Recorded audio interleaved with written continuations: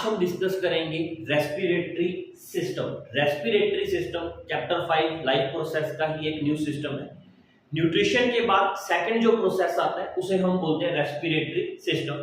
Nutrition से जो भी हमने फूड लिया, and product like mainly carbohydrate से हमें ग्लूकोज मिला। अब इस ग्लूकोज का ब्रेक डाउन करेंगे और इस ग्लूकोज से एनर्जी बाहर निकालेंगे और उसका हम यूज करेंगे। मींस न्यूट्रिशन में क्या हो रहा है कि हमें लाइक जस्ट एक फूड मिल रहा है, हम ले रहे हैं कार्बोहाइड्रेट से, हमें सिर्फ ग्लूकोज मिल रही है। अब इस ग्लूकोज से कितनी एनर्जी हमें यूज करनी है, कितनी अमाउंट में एनर्जी हमें मिलेगी, ये रेस्पिरेशन बताएगा। इससे जैसे अपने बोल सकते हैं कि एक हेल्दी पर्सन, मोटापे वाला पर्सन और बिल्कुल जो वीक पर्सन है, जो दुबला पतला है, खाता वो ज्यादा है बट वो दुबला पतला है, एक खाता कम है लेकिन वो मोटा है, तो उसमें भी ये रेस्पिरेशन का बड़ा रोल होता है। लाइक उसमें जो हेल्दी पर्सन है, जो मोटा पर्सन है, उसके अंदर क्या हो रहा है, फैटी के अंदर ग्लूकोज वो ले रहे हैं और रेस्पिरेशन क्या कर रहा है, उसकी कंप्लीट ग्लूकोज का ब्रेक डाउन नहीं कर रहा, कम ग्लूकोज का ब्रेक डाउन हो रहा है as per their body requirement, और एक्स्ट्रा जो ग्लूकोज है उसकी बॉडी में फैट की फॉर्म में स्टोर हो रही है। वहीं जो एक पतला इंसान है वो जितना खा रहा है उसकी बॉडी के अंदर उतनी ही ग्लूकोज का ब्रेक डाउन हो रहा है, एनर्जी मिल रही है और यूटिलाइजेशन हो रहा है, तो वो पतला है क्योंकि उसके अंदर ग्लूकोज का ब्रेक डाउन फास्ट हो रहा है। रेस्पिरेशन के अंदर ग्लूकोज का ब्रेक डाउन होता है, इसे हम बोलते हैं मेटाबॉलिज्म। राइट, हमने डिस्कस करना है रेस्पिरेशन। रेस्पिरेशन के अंदर क्या होगा, breakdown of glucose. Breakdown of glucose को हम एज ए साइंस मीनिंग के अंदर एक वर्ड देते हैं, which word is called metabolism. ये जो मेटाबॉलिज्म है, इस मेटाबॉलिज्म का मीनिंग होता है ब्रेकडाउन ऑफ ग्लूकोज, कि जो भी हम फूड इनटेक कर रहे हैं उस ग्लूकोज को ब्रेक डाउन करना और वहां से हमें क्या निकालना, एनर्जी मिलना, और उस एनर्जी को हम यूज करते हैं हमारी डेली लाइफ में वर्क करने में, या हमारी बॉडी के जो सारे ऑर्गन्स हैं वो वर्क करते हैं, वो एनर्जी चाहिए होती है हमें वर्क करने के लिए। तो ब्रेकडाउन ऑफ ग्लूकोज कौन करता है, रेस्पिरेशन। रेस्पिरेशन का मीनिंग जस्ट ऑक्सीजन को इनहेल और CO2 को एक्सहेल करना नहीं है। ऑक्सीजन को इनहेल और CO2 को एक्सहेल तो ह्यूमंस लाइक ऐसे एनिमल्स करते हैं, इसके पास लंग्स हैं, जिसके पास गिल्स हैं। ऐसे ऑर्गेनिजम्स लाइक यूनिसेलुलर्स, जिनके पास ना लंग्स है ना गिल्स है, वो अपनी बॉडी में ग्लूकोज का ब्रेकडाउन कैसे करते हैं, वो भी with the help of respiration ही करते हैं। ऑक्सीजन का इनटेक और CO2 को एक्सहेल करना, it's just a common method and we will call breathing process, उसे हम ब्रीथिंग प्रोसेस बोलते हैं। Respiration is a chemical process in which breakdown of glucose is occur and energy is released. Breakdown of glucose सभी organisms में होगा, चाहे कोई unicellular है चाहे कोई मल्टीसेलुलर है। तो रेस्पिरेशन से होगा क्या, हमारी बॉडी में ग्लूकोज का ब्रेकडाउन होगा और हमें मिलेगी एनर्जी। ह्यूमंस के अंदर में हमें जो एनर्जी है वो मिलती है एटीपी की फॉर्म में। तो energy currency of the cell अगर हमसे पूछा जाए तो होता है एटीपी। जब भी ऑक्सीजन से हमारी बॉडी में ग्लूकोज का ब्रेकडाउन होगा, हमें जो एनर्जी मिलेगी वो एटीपी की फॉर्म में मिलती है, और एटीपी की फुल फॉर्म होती है एडिनोसिन ट्राइफॉस्फेट। जब भी हमारी बॉडी में ग्लूकोज का ब्रेकडाउन होता है तो ग्लूकोज का ब्रेकडाउन रेस्पिरेशन करता है और इस प्रोसेस को हम मेटाबॉलिज्म बोलते हैं। बट जब भी ग्लूकोज का ब्रेकडाउन है उसके अंदर बहुत सारे स्टेप्स इन्वॉल्व होते हैं, तो उसे हम बोलते हैं ग्लाइकोलाइसिस। ग्लाइकोलाइसिस टू वर्ड से मिलकर के बने glyco plus lysis. Glyco word का मीनिंग हो गया ग्लूकोज, लाइसिस वर्ड का मीनिंग हो गया ब्रेकडाउन। हमारी बॉडी में ग्लूकोज का ब्रेकडाउन करना और वहां से एनर्जी को रिलीज करना, एनर्जी को यूज करना, उसे हम बोलते हैं ग्लाइकोलाइसिस। की ग्लाइकोलाइसिस मेथड से हमारी बॉडी में ग्लूकोज का ब्रेकडाउन होता है और हमें एनर्जी मिलती है। अब ग्लूकोज का जो ब्रेकडाउन है वो मल्टी सेलुलर्स में भी हो रहा है और यूनिसेलुलर्स के अंदर भी हो रहा है, बट इसमें टू डिफरेंट टाइप्स ऑफ जो कंसेप्ट है वो इन्वॉल्व हो रहे हैं, जिसे हम बोलते हैं टाइप्स ऑफ रेस्पिरेशन। रेस्पिरेशन को टू पार्ट्स के अंदर डिवाइड किया गया है। First one is aerobic respiration and second one is anaerobic respiration. Aerobic respiration and second one is anaerobic respiration. ऐसा रेस्पिरेशन जो ऑक्सीजन की प्रेजेंस में हो रहा है, ऐसा रेस्पिरेशन जो ऑक्सीजन की प्रेजेंस में हो रहा है। Respiration occurs in presence of oxygen. ऐसा रेस्पिरेशन जो ऑक्सीजन की प्रेजेंस में हो रहा है उसे हम बोलते हैं एरोबिक रेस्पिरेशन। ऐसा रेस्पिरेशन जो ऑक्सीजन की एब्सेंस में हो रहा है, respiration occurs in absence of oxygen. ऐसा रेस्पिरेशन जो ऑक्सीजन की एब्सेंस के अंदर हो रहा है उसे हम एनाएरोबिक रेस्पिरेशन बोलते हैं। एरोबिक रेस्पिरेशन, जो रेस्पिरेशन ऑक्सीजन की प्रेजेंस में होगा वो होगा ह्यूमंस में, बिकॉज हम बिना ऑक्सीजन के सांस नहीं ले सकते। और ऐसा रेस्पिरेशन जो ऑक्सीजन की एब्सेंस में होगा, हम तो बिना ऑक्सीजन सांस नहीं ले सकते, तो ये होगा यूनिसेलुलर्स में। यूनिसेलुलर्स जो है वो विदाउट ऑक्सीजन जो है अपना रेस्पिरेशन करते हैं, और जो ह्यूमंस है वो विद ऑक्सीजन अपना रेस्पिरेशन करते हैं। अब ये respiration with oxygen and without oxygen किस तरीके से कंप्लीट होता है हमारी बॉडी में, उसके बारे में डिस्कस करते हैं। अब हम देख रहे हैं कि रेस्पिरेशन से ग्लूकोज का ब्रेकडाउन कैसे होगा और हमें एनर्जी कैसे मिलेगी।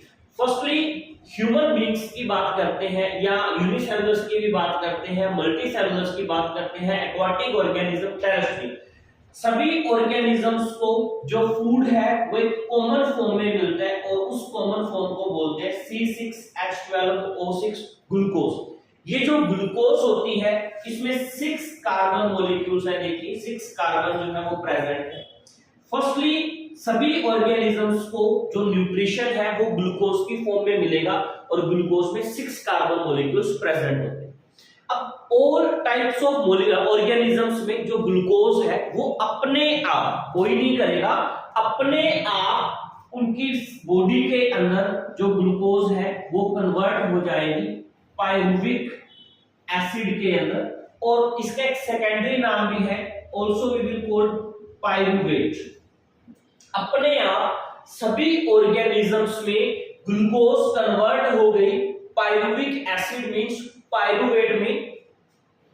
ग्लूकोज में 6 कार्बन मॉलिक्यूल्स थे, मींस अब ये कार्बन मॉलिक्यूल्स जो है वो 3 हो चुके हैं, मींस ग्लूकोज का ब्रेकडाउन जो है वो स्टार्ट हो चुका है। अब यहां से 1 मार्क्स के एग्जाम के लिए क्वेश्चन क्या बनता है कि भाई कार्बन ग्लूकोज का ब्रेकडाउन हुआ 6 कार्बन से 3 कार्बन में, तो ये प्रोसेस हमारी बॉडी में सेल्स के अंदर कंप्लीट हुआ साइटोप्लाज्म में। This is the main thing कि जब भी ग्लूकोज पायरुविक एसिड में कन्वर्ट होती है तो ये प्रोसेस हमारी बॉडी में कहां कंप्लीट होता है, तो ये प्रोसेस कंप्लीट होता है साइटोप्लाज्म। अब यहां तक का जो प्रोसेस है ये all types of organisms, unicellulars, multicellulars, aquatic, aerobic respiration वाले, एनारोबिक रेस्पिरेशन वाले, सभी के अंदर ये प्रोसेस इतना कॉमन रहेगा। आफ्टर दैट इसके बाद डिसाइड होगा कि कौन सा ऑर्गेनिज्म ऑक्सीजन की प्रेजेंस में सांस लेता है, कौन सा ऑर्गेनिज्म ऑक्सीजन की एब्सेंस के अंदर रेस्पिरेशन करता है, ग्लूकोज का ब्रेकडाउन करता है। अब पायरुविक एसिड तक का जो प्रोसेस है वो सभी में कॉमन हो गया। अब इसे 3 पार्ट्स में हम डिवाइड करेंगे। सबसे फर्स्ट पार्ट रहेगा प्रेजेंस ऑफ ऑक्सीजन, कि ऐसे ऑर्गेनिज्म जो ऑक्सीजन की प्रेजेंस में रेस्पिरेशन करेंगे। सेकंड पार्ट रहेगा एब्सेंस ऑफ ऑक्सीजन, ऐसे ऑर्गेनिज्म जो ऑक्सीजन की एब्सेंस में रेस्पिरेशन करेंगे। और थर्ड यहां पर रहेगा लैक ऑफ ऑक्सीजन, ऐसे ऑर्गेनिज्म जो ऑक्सीजन तो मिलेगी बट ऑक्सीजन की कमी होगी उसमें अपना रेस्पिरेशन करेंगे। फर्स्टली यहां पर आया प्रेजेंस ऑफ ऑक्सीजन। ऑक्सीजन की प्रेजेंस में जो रेस्पिरेशन है वो हम करते हैं, और हमारी बॉडी में जो रेस्पिरेशन है वो ब्रेकडाउन करके एनर्जी जो स्टोर करता है वो एनर्जी स्टोर होती है mitochondria. Mitochondria is the powerhouse of the cell, means ये हमारी बॉडी में एनर्जी को स्टोर करता है। पावर हाउस ऑफ सेल हम लिख देते हैं कि ये हमारी बॉडी में एनर्जी को स्टोर करता है। इसीलिए जो प्रेजेंस ऑफ ऑक्सीजन है उसमें जो रेस्पिरेशन है वो माइटोकॉन्ड्रिया में होगा। कैसे होगा, ये जो पायरुविक एसिड है ये पायरुविक एसिड ब्रेकडाउन होके हमें देगा एनर्जी, हम एनवायरनमेंट को देंगे CO2 प्लस H2। ये प्रोसेस कंप्लीट हो गया कि अगर हम ऑक्सीजन की प्रेजेंस में सांस लेंगे तो पायरुविक एसिड के बाद हमें मिलेगी energy plus CO2 plus H2O। Second हो गया absence of oxygen. Absence of oxygen में यूनिसेलुलर रेस्पिरेशन करते हैं, तो यहाँ पर ये प्रोसेस होगा यीस्ट के अंदर, यूनिसेलुलर के अंदर। इसमें क्या होगा, इसमें यूनिसेलुलर को ऑक्सीजन की एब्सेंस में एनर्जी तो मिलेगी, वो CO2 को भी रिलीज करेगा, प्लस साइड बाय साइड यहां से वो एंड प्रोडक्ट रिलीज करेगा एथेनॉल, जिसे हम बोलते हैं अल्कोहल। ये प्रोसेस हो गया एब्सेंस ऑफ ऑक्सीजन के अंदर। अब थर्ड प्रोसेस हो गया जिसे हम बोलते हैं लैक ऑफ ऑक्सीजन, कि ऑक्सीजन तो मिल रही है लेकिन कम। ये प्रोसेस कब होता है, जब हम कोई हैवी वर्कआउट या हैवी मस्कुलर एक्टिविटी कर रहे हैं, उस कंडीशन में लैक ऑफ ऑक्सीजन जो है इसके अंदर रेस्पिरेशन हो रहा है। लाइक हम जिम जा रहे हैं, जिम जाने के अंदर हमने एक दिन के अंदर हैवी मस्कुलर एक्टिविटीज करी, हमारी बॉडी को रूटीन के अंदर हैवी एक्टिविटीज की आदत नहीं है, तो हमने हैवी एक्टिविटीज करी तो हमें ज्यादा एनर्जी चाहिए थी, एनर्जी हमारी बॉडी में स्टोर थी, बट एनर्जी को ब्रेक डाउन करने के लिए हमें ऑक्सीजन की रिक्वायरमेंट थी, तो ऑक्सीजन हमारी बॉडी में स्टोर नहीं होती, हमें ब्रीथ करना पड़ता है, सांस लेना पड़ता है। तो जब हमने हैवी मस्कुलर एक्टिविटी शुरू करी तो बॉडी में एनर्जी की रिक्वायरमेंट बढ़ी, तो बॉडी ने इमरजेंसी सिचुएशन में लैक ऑफ ऑक्सीजन में ब्रेक डाउन कर लिया, और ये प्रोसेस हमारा कंप्लीट होता है हमारी बॉडी की मसल्स के अंदर। इसमें क्या होता है, हमें एनर्जी तो मिल जाती है, लेकिन एनर्जी के साथ साथ हमें एक एंड प्रोडक्ट मिलता है जिसे हम बोलते हैं लैक्टिक एसिड। ये जो लैक्टिक एसिड हमें मिला इसे हम बोलते हैं मसल क्रैम्प्स, की भाई हमारी मसल्स के अंदर गांठें बन चुकी हैं, बहुत ज्यादा आर्म्स जो है वो पेन हो रही है, लेग्स जो है वो पेन हो रही है, because of heavy muscular activities. Heavy muscular activity से 3-4 दिन की प्रोसेस रहता है हमारी बॉडी में पेन, धीरे धीरे जैसे जैसे ऑक्सीजन की सप्लाई कंप्लीट होती जाती है, बढ़ती जाती है, वैसे वैसे ये मसल क्रैम्प्स अपने आप ठीक हो जाते हैं। ये हमने एक फ्लो चार्ट डिस्कस किया है ब्रेकडाउन ऑफ ग्लूकोज का, ये आपके फाइनल एग्जाम के अंदर 3 मार्क्स का क्वेश्चन आता है, हमें एज इट इज ये प्रोसेस जो है वो लिखने होते हैं। अब ये मैंने आपको कंबाइनली करवा दिया कि ग्लूकोज का ब्रेकडाउन होगा पायरुविक एसिड में। अगर आपको आता है ऑक्सीजन की प्रेजेंस में बताओ तो आपने सिर्फ ये प्रोसेस लिखना है, यहां से इतना, एब्सेंस में आता है तो इतना, और लैक ऑफ ऑक्सीजन में आता है तो इतना। यहां तक का प्रोसेस सभी में कॉमन है। After that presence of oxygen, absence of oxygen और लैक ऑफ ऑक्सीजन। ये आपके एग्जाम में 3 मार्क्स का क्वेश्चन आएगा ही आएगा। इसे आप देखिए। इसके बाद मैं आपको एक अलग अलग करके दिखा देता हूं कि किस तरीके से आपको अगर अलग अलग आ जाए तो कैसे करना। लाइक देखिए यहां तक का जो प्रोसीजर है वो सेम है, कोई फर्क नहीं आ रहा, यहां तक आपको सेम रखना है सभी में। अब मान लीजिए आपको अलग अलग क्वेश्चन आ गए 1 मार्क्स के। फर्स्टली पायरुविक एसिड, आपको क्वेश्चन आ गया presence of oxygen, presence of oxygen. Oxygen की प्रेजेंस में ये प्रोसेस कहां होगा, माइटोकॉन्ड्रिया के अंदर। क्या मिलेगा हमें, एनर्जी। हमारा एंड प्रोडक्ट क्या होगा, CO2 प्लस H2। इसी तरीके से अगर आपको सेकंड कुछ अलग आ जाए लाइक ग्लूकोज C6H12O6, ये प्रोसेस किस में हुआ, साइटोप्लाज्म में हुआ, किसमें कन्वर्ट हुआ, ये पायरुविक एसिड के अंदर। After that absence of oxygen, absence of oxygen के अंदर किसमें होगा ये प्रोसेस, यीस्ट में होगा। क्या मिलेगी हमें, एनर्जी। एंड प्रोडक्ट क्या निकलेगा हमारा, एथेनॉल। इस तरीके से फिर यहां पर हमें मेंशन भी करना है कि ग्लूकोज के अंदर कितने कार्बन मॉलिक्यूल्स हैं, 6 कार्बन मॉलिक्यूल्स हैं। पायरुविक एसिड में कितने कार्बन मॉलिक्यूल्स रह गए, 3 कार्बन मॉलिक्यूल्स रह गए। आफ्टर दैट जैसे अगर हमें लास्ट वाला थर्ड वाला आ जाता है तो देखिए सेम ग्लूकोज कितने कार्बन मॉलिक्यूल्स हैं, 6 कार्बन। ये प्रोसेस किसमें होगा, साइटोप्लाज्म के अंदर। साइटोप्लाज्म के अंदर किसमें कन्वर्ट होगा, ये पायरुविक एसिड के अंदर। पायरुविक एसिड के बाद हम किसमें कर रहे हैं, lack of oxygen. Lack of oxygen का प्रोसेस हमारे कहां हो रहा है, मसल्स के अंदर हो रहा है। हमें क्या मिल रही है, एनर्जी प्लस एंड प्रोडक्ट हमें क्या मिल रहा है, लैक्टिक एसिड। लैक्टिक एसिड को हम क्या बोलते हैं, मसल क्रैम्प्स। इस तरीके से आपको 3 मार्क्स का क्वेश्चन आ सकता है। आप एक फ्लो चार्ट भी बना सकते हैं। अगर आपको फ्लो चार्ट हार्ड लगता है तो आप presence of oxygen, absence of oxygen and lack of oxygen को सेपरेट करके भी बना सकते हैं, और आपको इस तरीके से 1 मार्क्स का कोई सेपरेट क्वेश्चन भी एग्जाम के अंदर आ सकता है। ये हमने डिस्कस किया कि भाई रेस्पिरेशन प्रोसेस है जो मल्टी सेलुलर्स में भी हो रहा है, यूनिसेलुलर्स में भी हो रहा है। देन रेस्पिरेशन और ब्रीथिंग के अंदर डिफरेंस क्या है, ब्रीथिंग क्या होती है, रेस्पिरेशन क्या होता है, इस चीज के बारे में हम डिस्कस करते हैं।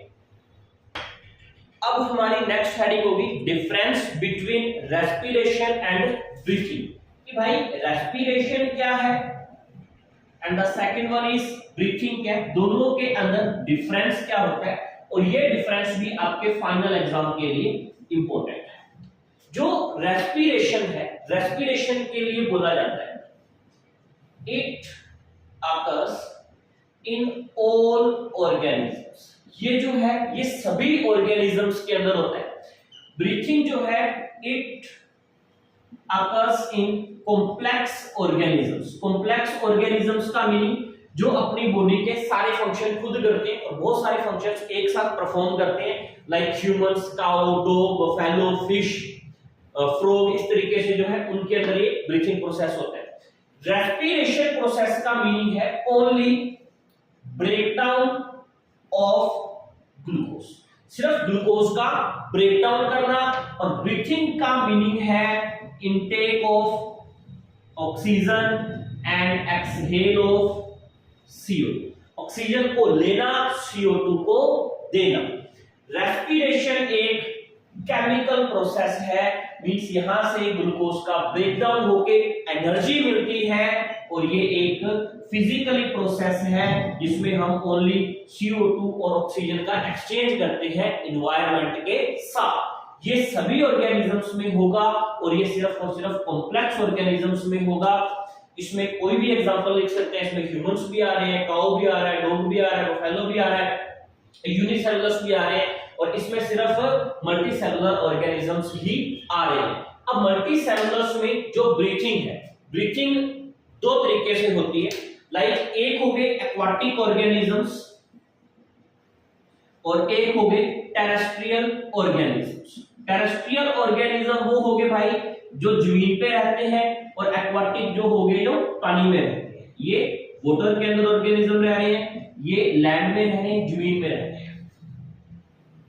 अब एक्वाटिक ऑर्गेनिजम्स जो है और टेरेस्ट्रियल ऑर्गेनिजम्स जो है, एक्वाटिक ऑर्गेनिज्म क्या करते हैं, ये वाटर के अंदर डिसॉल्व्ड ऑक्सीजन इनटेक करते हैं बाय गिल्स। इनके पास गिल्स होते हैं और ये पानी के अंदर जो डिसॉल्व्ड ऑक्सीजन है उसे ले रहे हैं। ये क्या करते हैं, gate oxygen direct from environment through lungs. ये अपनी ऑक्सीजन डायरेक्ट एनवायरनमेंट से ले रहे हैं, किससे ले रहे हैं, लंग्स से। ये किससे ले रहे हैं, गिल्स से। अब जो एक्वाटिक ऑर्गेनिज्म है ये पहले ऑक्सीजन वाटर में डिसॉल्व होगी, फिर ये यूज करेंगे, तो इनकी जो ब्रीथिंग रेट है वो हाई होती है।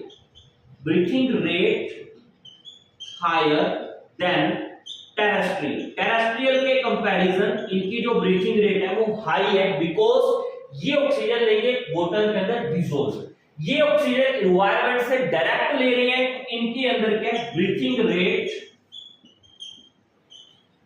Lower than aquatic organism. Aquatic organism से ब्रीथिंग रेट जो है इनकी लोअर है, और एक्वाटिक ऑर्गेनिज्म की ब्रीथिंग रेट हायर है देन टेरेस्ट्रियल, टेरेस्ट्रियल की लोअर है than aquatic, because terrestrial environment से डायरेक्ट ऑक्सीजन लेते हैं और जो एक्वाटिक है वो वाटर के अंदर डिसॉल्व्ड ऑक्सीजन ले रहे हैं। अब ये प्रोसेस हमने कर लिया, रेस्पिरेशन क्या है, ब्रीथिंग क्या है, और हमें ये पता चल गया कि भाई रेस्पिरेशन से हमें एनर्जी मिलती है। एनर्जी कैसे मिलेगी, रेस्पिरेशन ग्लूकोज का ब्रेकडाउन करेगा और उस ब्रेकडाउन से हमें मिलेगी एनर्जी। हमने रेस्पिरेशन और ब्रीथिंग के डिफरेंस भी डिस्कस कर लिए। अब हम थोड़ा डिटेल में देख ही लेते हैं कि भाई ब्रीथिंग है क्या, ब्रीथिंग का मैकेनिज्म कैसे होता है और हम सांस कैसे लेते हैं। अब हमारा नेक्स्ट टॉपिक है ब्रीथिंग मैकेनिज्म इन ह्यूमंस। अब हमारा नेक्स्ट टॉपिक है ब्रीथिंग मैकेनिज्म इन ह्यूमंस।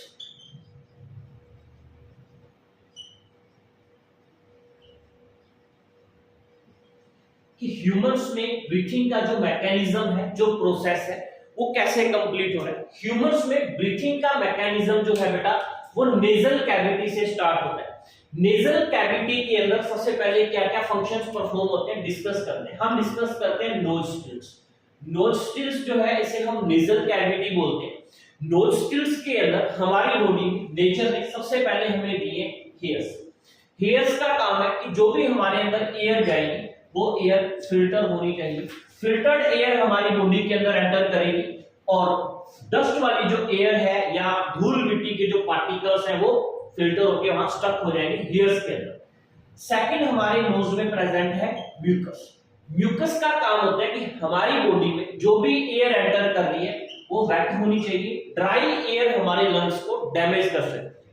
जैसे ही नोस्ट्रिल से जो एयर है नेजल कैविटी से एयर फेरिंक्स और लैरिंक्स में जाएगी। अब फेरिंक्स क्या होता है? फेरिंक्स एक सेकंड पार्ट है। जैसे ही हम आ करते हैं तो आ करने से हमारे मुंह के अंदर ऐसे ऐसे करके वो एक पार्टिकल लटक रहा होता है, उसे हम फेरिंक्स बोलते हैं। फेरिंक्स को हम एक नेम देते हैं ग्लोटिस। ग्लोटिस का काम क्या होता है कि जब हम बोल रहे हैं और जब हम खा रहे हैं तो अगर हम खाते वक्त बोलेंगे तो फूड पार्टिकल जो है वो एयर पाइप में जा सकते हैं, जिससे हमारी डेथ हो सकती है, वो हमारे लिए फैटल हो सकता है। तो जब हम किसी फूड को स्वेलो कर रहे हैं ऐसे इस तरीके से क्या होता है, जब हम फूड पाइप के अंदर फूड को एंटर कर रहे हैं तब ग्लोटिस एयर पाइप को बंद कर देता है ताकि फूड पार्टिकल या कोई वाटर मॉलिक्यूल एयर पाइप में ना जाए। इसलिए बोला जाता है कि खाना खाते वक्त हमें बोलना नहीं चाहिए। आफ्टर दैट फिर इसका पार्ट आ जाता है फेरिंक्स। फेरिंक्स जो है लैरिंक्स।